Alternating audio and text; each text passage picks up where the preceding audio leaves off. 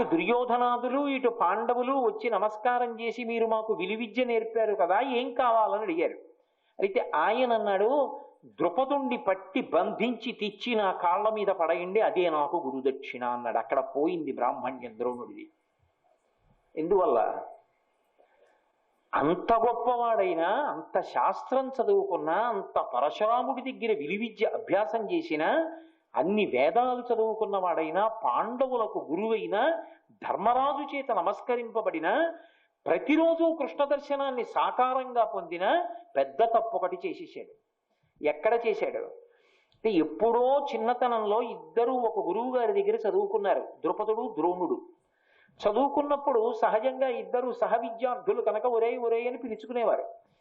ఒకప్పుడు దరిద్రం వచ్చింది ద్రోణాచార్యుల వారికి. పిల్లవాడికి పట్టడానికి పాలు కూడా లేవు.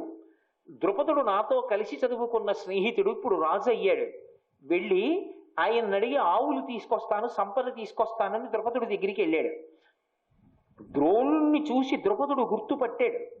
గుర్తుపట్టిన ఇంత దరిద్ర బ్రాహ్మణుడు నా స్నేహితులని చెప్పవలసిన అవసరం ఏమిటని మిన్నకున్నాడు. నేను ద్రోణుణ్ణి, నీకు జ్ఞాపకం లేదా అని ఒరేయ్ అని ఏకవచన సంబోధన చేస్తూ సంతోషంగా దగ్గరగా వెళ్ళాడు ద్రోణుడు. ఆగ్రహించి అహంకారము ఆ రాచ పదం అటువంటిది. ఈ ద్రోణుడిని దూరంగా నెట్టి అవతల పారాయండి, వీడెవడు నాకు స్నేహితుడు ఏమిటి, నాతో చదువుకోవడం ఏమిటి, నాకు జ్ఞాపకం లేడు, అవతల బొమ్మన్నాడు ద్రుపదుడు. ద్రోణాచార్యుల వారిని నిండు సభలోంచి తోసేశారు బయటికి. పడిపోయాడు. తిరిగి వచ్చాడు. బ్రాహ్మణుడు అవమానమును గుండెలో పెట్టుకుని అగ్నిని రగల్చినట్లు రగల్చి ప్రతీకార ధోరణి పొందకూడదు.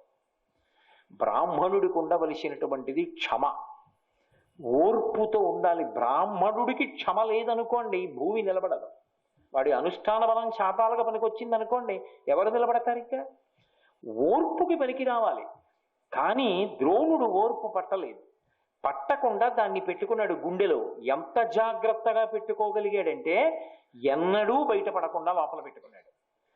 లోపల పెట్టుకుని భార్య కృపితో కూడా చెప్పకుండా చాలా కాలం కౌరవులందరికీ కూడా విలువిద్య నేర్పి, వాళ్ళకి బాగా విలువిద్య వచ్చిన తరువాత వచ్చి కాళ్ళ మీద పడితే ద్రుపదుణ్ణి బంధించి తీసుకురండి అన్నాడు. మిగిలిన వాళ్ళు బంధించలేకపోయారు. ఒక్క అర్జునుడు మాత్రం ద్రుపదుణ్ణి బంధీకృతుణ్ణి చేసి తీసుకొచ్చి ద్రోణాచార్యుల వారి పాదాల మీద పారేశాడు. అప్పుడు కడుపు మంట చల్లారింది. అమ్మో, ఎన్ని గేలి వాక్యాలు మాట్లాడాడు ద్రోణుడు. ఇప్పుడు ఈ పగ ద్రుపదుడి కడుపులోకి వెళ్ళింది. నన్ను పట్టి బంధించిన సాటి వీరుడు, క్షత్రియుడు, చెల్లింది అర్జునుడికి, బ్రాహ్మణుడు, 10 మందికి విలువిద్య చెప్పవలసిన వాడు, క్షమాబుద్ధితో ఉండవలసిన వాడు, నన్ను బంధీకృతుణ్ణి చేయించి తీసుకొచ్చి కాళ్ళ మీద పడయించుకున్నాడు. ఆ ద్రోణుణ్ణి చంపే కొడుకు నాకు కావాలని ద్రుపదుడు యజ్ఞం చేశాడు. అందులోంచి దృష్టజ్యుమ్నుడు వచ్చాడు.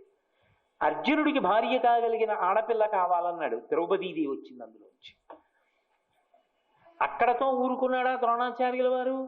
విలువిద్య పాండవులకు అంత గొప్పగా నేర్పాడు, అంతగా మంత్రముల యందు సిద్ధి పొందినవాడు. కానీ స్వయంగా యుద్ధానికి వెళ్ళాడు. బ్రాహ్మణుడే ధనస్సు పట్టుకుని, బ్రాహ్మణుడే బాణాలు పట్టుకుని, బ్రాహ్మణుడే చంపేయడం మొదలు పెడితే క్షత్రియుల ధర్మం ఏమైనట్టప్పుడు? ఇందుకు చంపేశాడు కృష్ణుడు. అది ఎలా చంపేశాడు? మానసికంగా చంపేసి శారీరకంగా చంపేశాడు.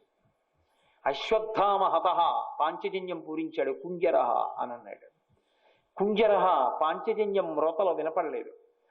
అశ్వత్థామ హతః ఒకటే వినపడింది. ద్రోణుడు చచ్చిపోలేదు, చచ్చిపోయాడు. కొడుకు చచ్చిపోయాడన్న మాట ద్రోణుడు వినలేడు. కొడుకు చచ్చిపోయాడన్న మాట వినగానే భీముడు చెప్తే నమ్మలా. ధర్మరాజు వంక చూశాడు. అశ్వత్థామ హతః కుంజరహ పాంచజన్యం శబ్దంలో వినపడలా. ధనస్సు వదిలి కింద పడిపోయాడు రథంలో. అంతే, దుష్టజ్యుమ్నుడు ఒక్క దూకు దూకి కుత్తుకకు నరికేశాడు. కృష్ణుడు ఎందుకు మరి కావాలని చంపించేసినట్టు ద్రోణుణ్ణి? ధర్మం తప్పాడు. పాండవులకు పాఠం చెప్పడం తప్పు కాదు, విలువిద్య తెలిసుండడం తప్పు కాదు, తానే ధనస్సు పట్టుకుని యుద్ధానికి వెళ్ళడం తప్పు. బ్రాహ్మణుడికి హింస చేసే అధికారం లేదు, తాను ధనస్సు పట్టుకుని వెళ్ళి యుద్ధం చేయకూడదు, చంపేశాడు. ధర్మమన్న మాట అంత సూక్ష్మంగా ఉంటుంది. అందుకే చతుర్విధ పురుషార్థ సమన్వయంగా భారతాన్ని ఇచ్చాడు వ్యాస భగవానుడు. 2 మార్లు ద్రోణాచార్యుల వారు ధర్మం తప్పేశారు. ఒకసారి ఊరుకున్నాడు, ఎందుకనంటే ద్రుపదుడే పగబట్టాడు. రెండవసారి కృష్ణ భగవానుడు ఊరుకోలేదు. ఎందుకని అంటే ఏ గురువు తండ్రి లాంటి వాడో, ఏ గురువు మంత్రసిద్ధులున్నవాడో, ఏ గురువు విలువిద్య బోధించాడో ఆ గురువు బ్రాహ్మణుడై ఉండి ధనస్సు పట్టాడు. ధనస్సు పట్టి యుద్ధానికి నిలబడ్డాడు. ఎవరి పనుపున? దుర్యోధనుడి పనుపున. మరి అధర్మం అని తెలీదా? దానికి ఇంకొక కారణం ఏదో చెప్పొచ్చాడు యుద్ధానికి. ఇప్పుడు ఇక ఉండడానికి వీల్లేదు ఆ శరీరం, అందుకే పడగొట్టించేశాడు. భగవానుడు ధర్మపక్షపాతి. ఆయనకి ద్రోణుడు, భీష్ముడు, అర్జునుడు కాదు, ధర్మం కావాలి. అందుకే భగవంతుడు నీ వైపు ఒరగాలంటే ధర్మం ఒక్కటే ఆధారం. ఆ ధర్మము లేని నాడు ఈశ్వరుడు ఒరగడు. అందుకే ఆ ధర్మం బాగా నాటుకోవాలి అంటే పురాణ జ్ఞానం ఉండాలి. పౌరాణిక జ్ఞానం ఉందనుకోండి, పురాణంలో ఎందుకు అది అలా వచ్చింది అని దాని గురించి బాగా విచారణ చేయడం వచ్చిందనుకోండి, అసలు కర్మ చేయడం కాదు, ఆ కర్మ ధార్మికంగా ఉందా లేదా అన్నది ప్రధానం అవుతుంది. నేను బ్రాహ్మణుండండి విలువిద్య నేర్చుకున్నానండి, నేను బ్రాహ్మణుండండి విలువిద్య చెప్పానండి, నీ కడుపులో కక్ష పెట్టుకు చెప్పకు. నీ కడుపులో కక్షలు ఉంచుకోకు. నువ్వు బ్రాహ్మణుడివి, ప్రసన్న హృదయంతో ఉండు. నీకు బాధ కలిగిందా, నీ కడుపులో పెట్టుకోవద్దు, ఈశ్వరుడికి చెప్పేసి. ఆయన చూసుకుంటాడు నిన్ను బాధ పెట్టిన వాడిని. అంతకన్నా ఇంకా పెద్దాస్త్రం లోకంలో లేదు. నిన్ను నిష్కారణంగా ఎవడో బాధ పెట్టాడు, ఈశ్వరుడికి చెప్పు. నీ ఇంట్లో పూజా మందిరం ఉందిగా, ఉన్నాడుగా సర్వేశ్వరుడు. ఈశ్వర, నాకు తెలిసి నేను దోషం చేయలేదు, కానీ నా మనసు చాలా కుంగిపోయింది, ఎంత బాధపడ్డానో. ఇంత మాట అన్నాడు ఈశ్వర, చాలా బాధపడ్డాను. విడిచిపెడతాడు అనుకుంటున్నారా? ముప్పు తీప్పలు పెట్టేస్తాడు. మహాస్వామి ఒక దృష్టాంతం చెప్తుండేవారు. ఒక బ్రాహ్మణుడు వృద్ధుడై పళ్ళూడిపోయి రుద్రాధ్యాయం సరిగ్గా చదవలేదని ఆ వ్యక్తికి మళ్ళీ చక్ర పొంగలి పెట్టమంటే పెట్టకుండా దక్షిణ కూడా సరిగ్గా ఇవ్వాల ఒక ధనవంతుడు. ప్రసాదం పట్టుకుని మహాస్వామి వారి దగ్గరికి వెళ్ళాడు కంచి. అయ్యా, మీకు మధ్యార్జునం నుంచి ప్రసాదం తెచ్చానన్నాడు. ఆయన మధ్యార్జునం ప్రసాదం అంటే వెంటనే చేయి పడతారు స్వామి. అటువంటిది చేయి పట్ల. కళ్ళు మూసుకొని ఎందుకు చేశావు పూజ అని అడిగారు. వర్షాల కోసం అన్నాడు. మళ్ళీ కళ్ళు మూసుకొని వర్షాలు లోకం కోసమా, నీ పొలంలో వర్షం పడ్డం కోసమా, దేనికి చేశావు అని అడిగారు. ఆయన దగ్గర అబద్ధం కుదరదుగా. నా పొలంలో వర్షం పడాలని చేశాను. ఆయన మళ్ళీ కళ్ళు మూసుకొని, నువ్వు ఫలానా శాస్త్రి గారిని పిలిచావా రుద్రం చదవడానికి? ఆయనకి తెలియనిది ఉంటుంది, త్రికాల వేది. పిలిచాను. ఆయన పళ్ళు ఊడిపోయి సరిగా రుద్రం చదవలేకపోయారని ఆయన్ని చిన్నబుచ్చావా? చిన్నబుచ్చాను. అందరికన్నా దక్షిణ తక్కువ ఇచ్చావా? ఇచ్చాను.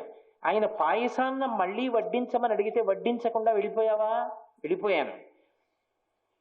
ప్రసాదం పుచ్చుకోలేదు. నీ పాపం నిన్ను కట్టి కుడుపుతుంది. ఎందుకో తెలుసా? ఆయన ఏం చేశాడో తెలుసా అని అడిగాడు. ఏం చేశాడని అడిగాడు. ఆయన వెళ్ళి మధ్యార్జునంలో శివలింగానికి చెప్పాడు, శివుడికి చెప్పి ఇంటికి వెళ్ళాడు. ఇప్పుడు నీ పని శివుడు చూస్తాడు. అది బ్రాహ్మణుడి యొక్క జీవితం అంటే. ఎవరికి చెప్పాలి? ఈశ్వరుడికి చెప్పాలి. ఈశ్వరుడు చూస్తాడు. వాడికి బుద్ధి వచ్చేట్టు ఆయన చేస్తాడు. కొడతాడో తిడతాడో ఏం చేస్తాడో నీకు అనవసరం, నీకెందుకు? వెంటనే ఇతను భయపడన్నాడు, నేను వెళ్ళి ఆయన కాళ్ళ మీద పడి క్షమాపణ చెప్తే నన్ను రక్షిస్తాడా ఇప్పుడు ఆ బ్రాహ్మణుడు అని అడిగారు. ఏమో నాకేం తెలుసు, వెళ్ళు. ఈ పూట నేను భిక్ష చెయ్యను. ఒక బ్రాహ్మణుడికి అవమానం జరిగింది, నాకు భిక్ష అక్కర్లేదని ఆ రోజు భోజనం చేయలే. మహానుభావుడు మహాస్వామి అంటే అటువంటి ధర్మమూర్తి. ఈయన పరుగు పరుగున ఊరిళ్ళాడు ఆ బ్రాహ్మణుడిని చూద్దామని. ఆ వీధి మొదట్లోకి వెళ్ళి, అయ్యా ఫలానా శాస్త్రి గారి ఇల్లు ఎక్కడా అని అడిగాడు. అదిగో వీధి చివర ఇల్లేనండి, జనం నిలబడి ఉన్నారు కదా ఆ ఇల్లే అన్నాడు. ఏమి, ఎందుకండి అంతమంది జనం నించున్నారు అన్నాడు. అంటే ఈయన అన్నాడు, ఎవడో బుద్ధిహీనుడు ఆయన రుద్రాధ్యాయం పారాయణకి పిలిచి అవమానించేటండి. ఆయన తిన్నగా వెళ్ళి శివలింగం దగ్గర చెప్పి మధ్యార్జున స్వామికి బెంగ పెట్టుకుని ఇంటికి వచ్చి ఇంత అవమానం పొందానని బాధపడుతూ తెల్లవారుజామున శరీరం వదిలిపెట్టేశారండి అన్నాడు. ఆయన క్షమార్పణ పొందలేకపోయాడు. ఆ బ్రాహ్మణుడు క్షమించేసి ఉంటే ఏమయ్యేదో. అందుకే బ్రాహ్మణుడి కోపం తాటాకు మంట అంటారు. వెళ్ళి మళ్ళీ కాళ్ళు పట్టుకుంటే ఊరుకుంటాడు. కానీ పట్టుకునే అవకాశం లేదు. ఆయన వెళ్ళిపోయాడు. ఇంత ఐశ్వర్యము మధ్యపతనం అయిపోయి కాశీలో వంటలు చేసుకుపోతూ చచ్చిపోయాడు ఆయన. యథార్థంగా జరిగినటువంటి సంఘటన ఇది. కాబట్టి ద్రోణుడు కడుపులో పెట్టుకోకుండా కక్ష తాను పెట్టుకుని తాను సాధించడానికి ఉపకరణాలుగా శిష్యుల్ని వాడుకోకుండా తాను పరమేశ్వరుడికి చెప్పి వదిలిపెట్టేసి మరిచిపోయి ఉండుంటే ఏమయ్యేదో భారతం. కానీ ఒక బ్రాహ్మణుడు గాడి తెప్పి కడుపులో కక్ష పెట్టుకుని పాండవులకు విద్య చెప్పి పంపాడే, అది కట్టి కుడిపింది. తానే యుద్ధానికి వచ్చాడే అది కట్టి కుడిపేసింది. కాబట్టి నువ్వు పైకి బ్రాహ్మణ్య జీవితంతో ఉన్నట్లు కనపడడం ధర్మం కాదు. నిజంగా ధార్మికమైనటువంటి కర్మతో ఉన్నావా అంటే, కర్మని ధర్మంతో ముడెయ్యాలంటే అంత జాగ్రత్తగా తెలిసి ఉండాలి. తెలిసి ఉండాలంటే పౌరాణికమైన జ్ఞానం ఉండాలి. ఈ ధర్మాన్ని లోకానికి అందించిన మహాపురుషులు శంకర భగవత్పాదులు. ఏమంటే మరి మేము అందుకోలేకపోయాము, పర్వాలేదు, శంకరుల పాదాలు పట్టుకు అందుతుంది. నమామి భగవత్పాద, ఇప్పుడు నమస్కారం చేయి శంకరుల పాదాలకు, చాలు, నీకు ఆయన ధర్మం అందిస్తారు. నువ్వు ఎప్పుడు ధర్మం నుంచి పక్కకి ఒరిగినా ఆయన ఒడిసి పట్టుకుని మళ్ళీ నిలబడతారు ధర్మమునందు. అది శంకరుల యొక్క ప్రజ్ఞ. కాబట్టి అటువంటి ధర్మాన్ని అందించినటువంటి మహాపురుషులు. అదే కుచేలుడైతే, కుచేలుడు కూడా కృష్ణానుగ్రహాన్ని పొందినవాడే. ఎలా? పరమదరిద్రుడు. పరమదరిద్రుడైనటువంటి కుచేలుడు ఎన్నడూ కూడా నేను దరిద్రంతో బాధపడుతున్నానని అనుకోలేదు. తనకు తాను అబ్బినట్టి అన్నారు పోతన గారు. ఒక్క రూపాయి తనకి తానుగా దొరికినది ఉంటే తను ధర్మం తప్పకుండా, ఇతరులను బాధ పెట్టి యాచించకుండా, ఎవరో తనకి ఇచ్చిన ఒక్క రూపాయి ఉంటే కాసు 10,000 నిష్కముల్గా తలంచి ఆత్మ మోదించి అదే 10,000 అనుకుని ఎంతో సంతోషంతో అది పెట్టి పిండి కొనుక్కొచ్చి నీళ్లలో కలిపి పిల్లలకు పట్టి బతికాడు తప్ప నాకు ఈశ్వరుడిది ఇవ్వలేదని ఏడవలేదు. ఏ పుక్కిట పురాణాలు అర్థం లేని కథలు చెప్తూ ఉంటారు. ఆయన ఏదో కృష్ణుడితో కలిసి చిన్నప్పుడు చదువుకుంటున్నప్పుడు అటుకులు తినేశాడు, కృష్ణుడు అడిగితే చెప్పలేదని. అలా ఎక్కడా లేదు వ్యాసకృతమైనటువంటి పురాణాల్లో. మరి ఎవడు సృష్టించాడో అర్థం కాదు ఇలాంటివన్నీ. దానివల్ల ఏమవుతుందంటే అసలు ధర్మం పోతుంది లోకంలో. కుచేలుడు అటువంటి వాడు కాడు. కుచేలుడు గురించి పోతన గారు వేసిన మాట ఏమిటంటే బ్రహ్మజ్ఞాని అన్నారు. ఆయన బ్రహ్మజ్ఞాని కుచేలుడు. అంతటి మహానుభావుడు. ఎంత పతాక స్థాయిలో మాట్లాడాలో కుచేలుడు గురించి అంత పతాక స్థాయిలో మాట్లాడిన వారు. కుచేలము అంటే, చేలం అంటే వస్త్రము, కు అంటే చిరిగిపోయినది. పైకి చింకి వస్త్రములు కట్టుకుంటాడు, కానీ నాకు బట్ట చిరిగిపోయిందని ఆయనకి స్పృహ ఉండదు, సంతోషపడిపోతుంటాడు. చేలం అంటే శరీరము. ఈ శరీరముతో సంబంధం ఉండదు, ఇది శుష్కించిపోతున్న లోపల ఆత్మతో మోదిస్తూ ఉంటాడు. యోగరతో వా భోగరతో వా సంగరతో వా సంగ విహీన యస్య బ్రహ్మణి రమతే చిత్తం నందతి నందతి నందత్యేవా అంటారు. ఆ వర్గంలోకి వెళ్ళేటటువంటి వాడు కుచేలుడు. అటువంటి వాణ్ణి భార్య పిలిచింది. ఏమయ్యా, కలలోనంతన్మున్నెరుంగని మహాకష్టాత్ముడైనట్టి దుర్బలుడాపత్ సమయంబునన్ నిజ పదాబ్జాతంబు ఉల్లంబునం తలపన్నంతన వచ్చి అర్తిహరుడై తన్నైన ఇచ్చున్ సునిశ్చల భక్తి భావములను భజించు వారికెటడే సంపద్విశేషోన్నతుల్ అంది. అసలు కలలో కూడా భగవంతుడి యొక్క పేరు తెలుసుకోనటువంటి వాడికి విపరీతమైనటువంటి కష్టం వచ్చినప్పుడు త్రికరణ శుద్ధిగా ఒక్కసారి ఆయన పాదములు తలుచుకుంటే పరిగెత్తుకొచ్చి తనని తాను ఇచ్చేస్తాడు. అలాంటి వాడు భక్తితో ఉన్న నీకివ్వడయ్యా, నీ దరిద్రం పోగొట్టడో, వెళ్ళు కృష్ణుడి దగ్గరికి వెళ్ళి యాచించండి. నా ప్రాణసకుడు కృష్ణ దర్శనం నాకు ఇష్టమే, అది ధర్మం. కానీ స్నేహితుడి దగ్గరికి వెళ్ళేటప్పుడు ఏదైనా కానుక పట్టుకెళ్ళాలి. కానుక ఏమైనా కొంపోవ కలదే మనకు, కృష్ణుడి దగ్గరికి వెళ్ళడానికి మన దగ్గర ఏమైనా ఉందా అన్నాడు. నీ అటుకులు తీసి చిరిగిపోయిన ఉత్తరీయంలో మూట కట్టి ఇచ్చింది. ఆ అటుకులు కుచేలుడు కృష్ణుడికి పెట్టలేదు. అసలు పెట్టనిస్తే కదా కృష్ణుడు. తీసుకొచ్చాడు, కూర్చోపెట్టాడు. మలయజంబు గొడల నెల్ల నలది అన్నారు పోతన గారు. చందనం తీసుకొచ్చాడు, ఒళ్ళంతా రాసేశాడు, విసిరికర్ర పెట్టాడు, విసిరాడు, బంగారు పాత్ర తెచ్చాడు, రుక్మిణీదేవిని నీళ్లు పొయ్యమన్నాడు, కాళ్ళు కడిగేశాడు, తను చల్లేసుకున్నాడు, రుక్మిణీదేవికి చల్లేశాడు, పరివారానికి అంతటికీ చల్లేశాడు, సింహాసనం మీద కూర్చోబెట్టాడు, అగరు ధూపం వేశాడు, కమ్మటి భోజనం పెట్టాడు. ఎన్నాళ్ళకు వచ్చావో కుశేలా అన్నాడు, దగ్గరికి దాగేసుకున్నాడు, కౌగులించేసుకున్నాడు, ఒళ్ళంతా తడివేశాడు. మన గురువుగారు సాందీపని మహర్షి గుర్తున్నారో నీకు? తివిరి యజ్ఞాన తివిర ప్రదీపమగుచు అవ్యయంబగు బ్రహ్మంబును అనుభవించి భరిత సత్వుండు సత్కర్మ నిరతుడతల భూసుర శ్రేష్ఠుడలగుండు బుధనతుండు. మహానుభావుడయ్యా మన గురువు. జ్ఞాపకం ఉన్నారా సాందీపని మహర్షి? అడగడం మర్చిపోయాను. నీకు పెళ్ళయిందా? అవకపోవడం ఏమిటి? వేదపాఠన లబ్ధచారు వంశమునందుద్భవించిన సుశీల నీదు భార్యయగుట నీ నిరుంగుదు. వేదపాఠనం చేసినటువంటి కుటుంబంలో పుట్టినటువంటి సుశీల నీ భార్య, పేరుకు తగిన ఇల్లాలు. ఎంత దరిద్రం వచ్చినా భర్తని నారాయణమూర్తి అని గౌరవించింది. నీకు పిల్లలతో భార్యతో సంసారంతో సంబంధం లేదో, నీలో నువ్వు మురిసిపోతూ ఉంటావు. కోట్లలో అక్కడుంటాడు కుచేల. నీ సంగతి నాకు తెలుసు, నా సంగతి నీకు తెలుసు. నీదెంత భక్తో నాకు తెలుసు, నేను ఎందుకు కర్మ చేస్తానో నీకు తెలుసు అన్నాడు. ఎందుకు నువ్వు కర్మ చేస్తా, కృష్ణుడు ఎందుకు కర్మ చేయడం అంటే, అంత పెద్ద ఆయన ఆయనే చేయలేదు, మేము ఎందుకు చేయాలంటుంది లోకమని ఆయన కూడా సంధ్యావందనం చేశాడు, ఆయన కూడా కర్మ చేశాడు. కాబట్టి నేను ఎందుకు కర్మ చేస్తానో నీకు తెలుసు, నీ గుండెలో ఏముందో నాకు తెలుసు అన్నాడు. కౌగిలించుకున్నాడు. ఆ స్నేహితుడి దగ్గరికి తినేరావు, ఏదో తెచ్చుంటావులే అని వెతికి వెతికి ఆ అటుకుల మూట విప్పుతుంటే సిగ్గుపడిపోయాడు. ఇంతటి లక్ష్మీనాథుడు ఈ దిక్కుమాలిన అటుకులేమిటి, ఇప్పుడు తింటాడా ఏమిటి అనుకున్నాడు. గబగబా తీసుకుని మురహరుడు పిడికెటటుకుల ఇలా తీసుకుని ఆ అటుకులు చేతిలో పోసుకొని పరమ సంతోషంతో నోట్లో వేసుకుని పరపర పరపర నవిలేసి, ఏది ఇంకొక పిడికిడి పోసుకుంటానని ఇలా పోసుకొని తినబోతున్నాడు. రుక్మిణీదేవి వచ్చి చేయబట్టుకుంది. ఏమయ్యో, ఒక్క పిడికెడు తింటే నువ్వేమిచ్చావో నీకు తెలుసు, నాకు తెలుసు, ఇంకొక పిడికెడు తింటే నన్ను కూడా ఇచ్చేస్తావు, ఇక తినకండి. కుచేలుడు అడగలేదు నాకు ఇది ఇమ్మని. భాగవతంలో ఎక్కడా కుచేలుడు తన దరిద్రం చెప్పలేదు, తనకొక రూపాయి కాసిమ్మని అడగలేదు. వెళ్ళిపోతూ అనుకున్నాడు, అంత ఉన్నవాడు నాకేమి ఇవ్వలేదే, ఇవ్వాలి కదా దరిద్రుణ్ణి చూసినప్పుడు, మరి ఏమి ఇవ్వలేదు అని వెంటనే ఆనందంతో చిందేశాడు. అవునులే, నాకు డబ్బిస్తే అనవసరపు వ్యామోహంలో పడి ఆయన పాదాలు వదిలేస్తానని ఇవ్వకుండా నన్ను కాపాడాడు. కృష్ణా, నన్ను ధన్యుణ్ణి చేశావని గెంతులేశాడు. ఇంటికి వెళ్ళిపోయాడు. ఇచ్చానని కృష్ణుడు చెప్పలేదు, ఇవ్వమని కుచేలుడు అడగలేదు. కానీ తన ఇంటికి వెళ్ళేటప్పటికి తన పూరిపాక స్థానంలో పెద్ద హర్మ్యం కనబడింది. నిలబడి ఏ మహానుభావుడు నిలయమొక్కో అన్నాడు.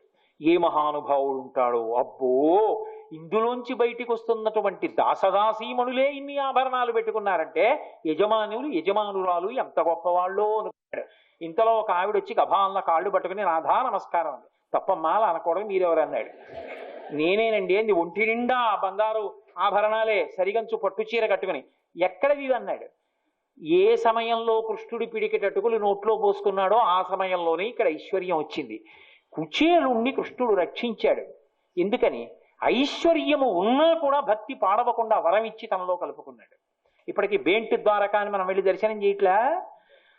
అటువంటి స్థితిలో కుచేలుడు రక్షింపబడడానికి కారణం బ్రాహ్మణుడిగా బ్రాహ్మణ ధర్మాన్ని మాత్రమే అనుష్ఠించాడు. ఎక్కడ ఇన్ని తనకి తెలిసున్న దరిద్రము నన్ను బాధ పెడుతోందన్న మాట కూడా ఆయనకి లేదు. ఇవ్వడమే ఆ చేతికి తెలుసు. తనకేముందో అది ఇవ్వడం, వచ్చిన దాంతో తృప్తిగా బతకడం. నాకు ఇది లేదని ఏడవడం కుచేలుడికి చేత కాదు. ఆయన ధర్మం ఏదుందో ఆ ధార్మిక జీవనాన్ని పట్టుకున్నాడు కృష్ణుడు. ఐశ్వర్యం ఇచ్చాడు. ఐశ్వర్యము అనుభవిస్తున్నప్పుడు భక్తి యందు వైక్లభ్యము రాకుండా కాపాడాడు. అంత్యమునందు తనతో కలిసిపోయేటటువంటి అదృష్టాన్ని ఇచ్చాడు. కాబట్టి కర్మ చెయ్యడం కాదు, కర్మ ధర్మంతో ముడిపడుతోందా లేదా చేస్తున్న పని, ఇది తెలిసి ఉండాలి. పైకి చాలా చక్కగా ఉన్నట్లు కనపడింది అనుకోండి. ద్రోణాచార్యులు వారు ఎంత విలువిద్య తెలుసండి మహానుభావుడు. ఆయనే యుద్ధానికి వస్తే చెండేశాడు కదండి. ఆయన ఉంటే అర్జునుడు ఎక్కడ నిలబడతాడండి? ధర్మం కాదు అది, అలా నిలబడకూడదు. అలా నిలబడితే ఇంకా కృష్ణుడు ఎందుకు? అందుకే తీసేశాడు వాళ్ళందరినీ. ఎక్కడ ధర్మం ఉంటుందో అక్కడ కృష్ణుడు ఉంటాడు.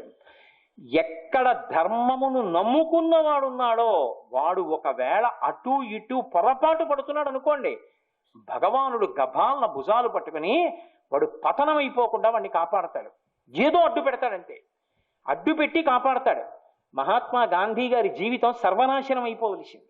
ఒకానొకప్పుడు ఒక స్వేచ్ఛా విహరిణి అయినటువంటి స్త్రీని చూసి ఆమె ఎంతో తమకాన్ని పొందారు.